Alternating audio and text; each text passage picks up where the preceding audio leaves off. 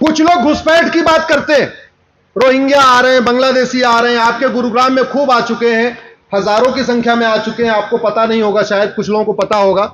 नाम बदल के रहते हैं, कलावा पहन के रहते हैं, अलग अलग तरीके से रहते हो, आपका कूड़ा उठाने भी आते हैं, आपका ऑटो भी चलाते हैं, रिक्शा भी चलाते हैं, सारे काम कर रहे हो।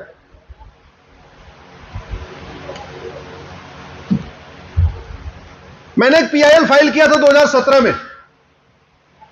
2017 में जब मैंने पीआईएल फाइल किया था घुसपैठियों को बाहर निकालने के लिए, उस समय मैंने राज्यवार आंकड़ा दिया था, सुप्रीम कोर्ट में मैटर चल रहा है अभी। उस समय मैंने कहा था कि भारत में 5 करोड़ बांग्लादेशी रोहिंग्या आ चुके हैं। 2023 में तो संख्या और बढ़ चुकी होगी, उनके बच्चे भी पैदा हो चुके होंगे। ये घुसपैठिए बगल में भूटान क्यों नहीं जाते, भारत में क्यों आते हैं? ये बांग्लादेशी रोहिंग्या चीन क्यों नहीं जाते, भारत क्यों आते हैं? किसी और देश में नहीं जाते, भारत में क्यों आते हैं?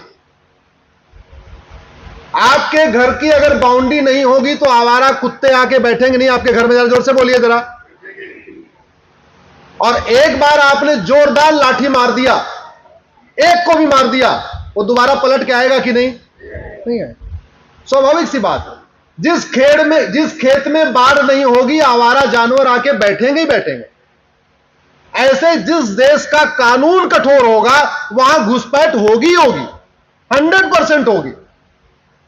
हमारे पास घुसपैठियों के खिलाफ कोई कठोर कानून ही नहीं है, एक भी नहीं है। और घुसपैठ का मूल कारण भ्रष्टाचार है। बहुत जिम्मेदारी के साथ कह रहा हूं, बॉर्डर पे घुसपैठिए 2000 रुपए दे के आते हैं, 2000 रुपए। और 2000 जो लेने वाले बीएसएफ के सिपाही हैं वो हमारे ही आपके भाई बहन होंगे। इस समय बीएसएफ में बंगाल के बॉर्डर पे ड्यूटी लेने के लिए बड़े बड़े मंत्रियों की सिफारिश होती है। अगर 2-3 साल वहां बंगाल के बॉर्डर पे ड्यूटी मिल जाए तो समझो 2-3-4 बीघे खेत, नहीं तो एक आध 3 बेडरूम का फ्लैट, नहीं तो 200-300 गज का प्लॉट, इतना सिस्टम बन जाता है। बड़ी जिम्मेदारी के साथ कह रहा हूं। घुसपैठिए बॉर्डर पे घूस दे के आते हैं और कॉमन सर्विस सेंटर बना हुआ है, आप खूब बना होगा, आपके मोहल्ले में भी होगा, 2000 रुपए में आधार बनवा लेते हैं, मात्र 2000 रुपए। जैसे ही आधार बन गया फिर 2000 रुपए देके राशन कार्ड बनवा देते हैं। पैसा कितना हो गया? 6000। 2000 बॉर्डर पे दिया, और 2000 आधार वाले को, 2000 राशन कार्ड वाले को। 6000 रुपए में घुसपैठिया गुड़गांव पहुंच गया और 2 डॉक्यूमेंट भी तैयार। उसके बाद नगर निगम के बाबू को 2000 रुपए देता है, बर्थ सर्टिफिकेट बनवा लेता है। उसके बाद 3000 से 4000 रुपए देता है, आरटीओ ऑफिस में ड्राइविंग लाइसेंस बनवा लेता है। उसके बाद 2000 रुपए वो पटवारी लेखपाल को देता है और अपना वोटर आईडी बनवा लेता है। 12 से 15,000 रुपए में बांग्लादेश का एक घुसपैठिया भारत के गुड़गांव पहुंच जाता है, फरीदाबाद पहुंच जाता है, जयपुर पहुंच जाता है, अजमेर पहुंच जाता है, चंडीगढ़ पहुंच जाता है और पूरे डॉक्यूमेंट बना लेता है। और फिर प्रधानमंत्री जी की मुफ्त मकान योजना का लाभ लेता है, मुफ्त में सिलेंडर लेता है, मुफ्त में राशन लेता है, क्योंकि उसका जो राशन कार्ड होता है गरीबी रेखा के नीचे वाला होता है। तो 15,000 रुपए में घुसपैठिया भारतीय बन जाता है और उसके बाद लगभग 10 से 15 लाख रुपए की योजनाओं का फायदा लेता है। ये जो मुफ्त की योजनाएं हैं किसके पैसे चलती है? जोर से बोलिए जरा। अरे भैया कहने में शर्म आती, हमारा पैसा, बोले किसका पैसा है? आपके पैसे से घुसपैठिए आ रहे हैं, बस रहे हैं और बाद में क्राइम भी फैला रहे हैं। और आप अगर मौन है तो आपसे ज्यादा समझदार कौन हुआ? समझदार है कि नहीं आप? इससे समझदार कोई हुआ क्या? अरे भैया जागो, जागो। ये करप्शन बहुत हमारे लिए कैंसर है, ये कैंसर है। और एक बार जब उसका सारा सिस्टम हो गया और इलेक्शन का टाइम आ गया तो फिर तो वो वोट जीवी नेता उसके पक्ष में खड़े हो जाते। जैसे निकालने की बात आएगी वोट जीवी खड़े हो जाएंगे, बोले ना ना ना ना, ये तो देखो दलितों पे अत्याचार हो रहा है, अल्पसंख्यकों पे अत्याचार हो रहा है। और एक बहुत बड़ा खतरा मैं आपको बता रहा हूं, अगले 5 साल 10 साल के बाद शुरू होने वाला। ये ज्यादातर घुसपैठिए हिंदू नाम से अपनी आईडी बनवा रहे हैं। 5 साल के 10 साल के बाद ये संगठित रूप से इस्लाम कबूल करेंगे जगह जगह। एक्चुअल वो मुस्लिम ही है, लेकिन अभी वो हिंदू नाम से आए हुए हैं थोड़ा अपने आप को सेटल करने के लिए। जैसे यहां 10-5 साल रह जाएंगे, प्रधान पार्षद सबसे बढ़िया सेटिंग हो जाएगी, 2-4 बार वोट दे लेंगे, फिर बोलेंगे जी मैं तो कन्वर्ट कर रहा हूं। तो 10 साल के बाद पूरे भारत में एक नया खतरा शुरू होगा। अरे बाप रे बाप, देखो गुड़गांव में इतने लोग कन्वर्ट हो रहे हैं, फरीदाबाद में इतने कन्वर्ट हो रहे हैं, दिल्ली में इतने कन्वर्ट हो रहे हैं। वो कन्वर्ट एक्चुअल में अभी कन्वर्ट है, वास्तव में अपने असली उस पर जा रहे हैं।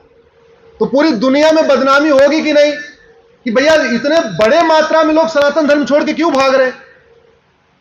बदनामी होगी कि नहीं? यह समस्या 10 साल के बाद आने वाली है, जिससे मैं अभी आगाह कर रहा हूं आप। ये बहुत बड़ी समस्या आने वाली है। तो घुसपैठ का मूल कारण भ्रष्टाचार, काऊ स्मगलिंग का मूल कारण।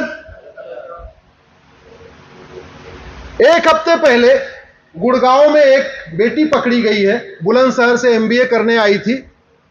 उसको ड्रग स्मगलर्स ने अपने जाल में फंसाया, थोड़ा थोड़ा ड्रग देना शुरू किया। जब एडिक्ट हो गई तो उसको पेडलर बना दिया, यानी सप्लाई करने वाला बना दिया। इकलौती लड़की बुलंदशहर से मां बाप ने एमबीए करने के लिए भेजा, ऐसा नेटवर्क में फंसी कि कौन कहे वो ड्रग खुद ही लेने के लिए ड्रग सप्लाई करने लग गई। पुलिस ने पकड़ लिया है, उसके ऊपर सारे धाराएं लग गई हैं। जो मां बाप एमबीए करने के लिए भेजे थे, अब मां बाप उसकी जमानत करने के लिए दौड़ रहे हैं। कौन है इसके लिए जिम्मेदार? कौन है जिम्मेदार? जरा जो बोलिए। मैं ये पूछ रहा हूं, सिंगापुर में 900 ग्राम गांजा लेने के बाद फांसी हो सकती है, तो भारत में ड्रग स्मगलर्स को फांसी के लिए कानून क्यों नहीं बन रहा? ये ड्रग स्मगलर को सपोर्ट करने वाले कौन लोग हैं? क्या पॉलिटिकल पार्टियां चंदे के लिए इस हद तक चली जाएंगी कि हमारी पूरा युवा जनरेशन बर्बाद हो जाए और चंदे के लिए वो ड्रग स्मगलिंग के खिलाफ कठोर कानून नहीं बनाएगी? क्या हमारे सांसद विधायक पैसे के लिए, मतलब उनको किसी भी हद तक जाने के लिए तैयार है? माना कि ड्रग स्मगलर चंदा देते हैं, लेकिन ड्रग स्मगलर के चंदा के चक्कर में हमारी युवा पीढ़ी बर्बाद हो रही है। तो अगर आप लोग नहीं बोलोगे तो यह कानून नहीं बदलेगा। हमारी यंग जनरेशन बर्बाद हो रही है। जितने मैनेजमेंट के स्कूल हैं, वहां पे सिगरेट के पैकेट के अंदर गांजा बेचा जा रहा है। देखने में वो सिगरेट होता है, एक्चुअल में उसके अंदर गांजा होता है, चरस होती है, कोकीन होती है, अफीम होती है। हमारी पूरी यंग जनरेशन बर्बाद हो रही है। और एक बार नशे में आदी पड़ गया तो उसके लिए काहे का धर्म, काहे के लिए राम, काहे का कृष्ण, काहे का योग, काहे का प्राणायाम, काहे का तिलक, काहे का जनेऊ, काहे का यज्ञ, कुछ सब बेकार हो गया उसके लिए। मैं आप लोगों से निवेदन करता हूं, नशा तस्करों की 100% प्रॉपर्टी जब्त करने और फांसी देने के लिए कानून की मांग करिए। पार्टियों से ऊपर उठिए, क्योंकि अल्टीमेटली भारत में कानून का राज है। जज कानून देख के सजा देगा, न कि सरकार किसकी है उसको देख के सजा देगा। जज सजा देते समय यह नहीं देखेगा कि सरकार किसकी है, जज सजा देते समय यह देखेगा इस धारा में कितनी सजा देना है, लिखा कितना है। तो जब तक वो नहीं बदलेगा तब तक नहीं होगा। धर्मांतरण हो रहा है कि नहीं हो रहा है? धर्मांतरण के लिए लगभग 50,000 करोड़ की फंडिंग आ रही है। जो लोग के पास जागरण होगा, आज ही उन्होंने देखा भी होगा, फ्रंट पेज की लिंक देखा कि नहीं? कुछ लोगों ने हाथ उठाइए जरा, कितने लोगों ने देखा? भारत में धर्मांतरण कराने के लिए खाड़ी देशों से हवाला के जरिए आ रहा है, पश्चिम देशों से एफसीआरए के जरिए आ रहा है। 50,000 करोड़ की फंडिंग आ रही है। जब तक यह फंडिंग नहीं बंद होगी तब तक धर्मांतरण नहीं रुकेगा। लेकिन थोड़े से, वो कहते नहीं, जूठन खाने के चक्कर में पूरी की पूरी थाली को आने दे रहे हैं। कुछ लोगों को थोड़ी जूठन मिलती है, जूठन थाली का थोड़ा बचा खुचा माल, वो खाने के चक्कर में, उसके लालच के चक्कर में लोग एफसीआरए को खत्म करने की मांग ही नहीं कर रहे हैं। यह एफसीआरए कानून 2010 में कांग्रेस की सरकार ने बनाया था, और पूरी जिम्मेदारी के साथ कह रहा हूं, यह एफसीआरए कानून केवल और केवल भारत में देश विरोधी एनजीओ, देश विरोधी पत्रकारों, देश विरोधी लेखकों, जिसको आप सेकुलर भी कह सकते हैं, उनकी फंडिंग के लिए यह कानून बनाया गया था, और वो कानून आज भी चल रहा है। जब तक वो कानून नहीं बदलेगा तब तक फंडिंग नहीं रुकेगी, जब तक फंडिंग नहीं रुकेगी तब तक ट्विटर की ट्रेंडिंग नहीं रुकेगी।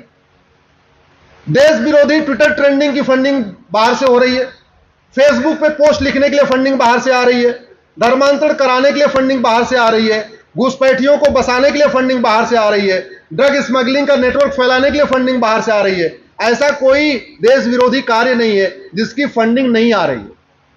फंडिंग बंद हो जाए, ये समस्याएं अपनी आप बंद हो जाएंगी। वो कहते नहीं, नाक दबा दीजिए तो मुंह खुल जाएगा।